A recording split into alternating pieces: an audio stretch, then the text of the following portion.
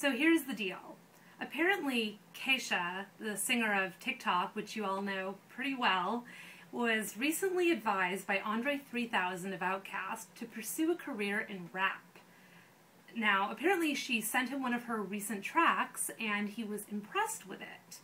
The two are currently collaborating on a remix of her song, Sleazy.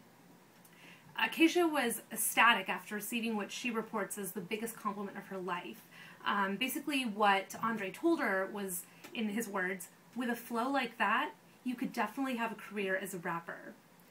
Kesha said, "It was the biggest compliment I've ever had. It was coming from a god. He's one of my favorite musicians, lyricists, and rappers of all time."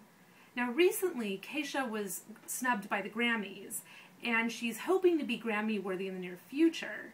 So, the question is, will she receive a Grammy nomination after she becomes a rapper?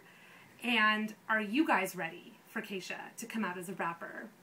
Only time will tell. So stay tuned and be sure to check out Rick.com for the latest updates featuring your favorite celebrities and musicians.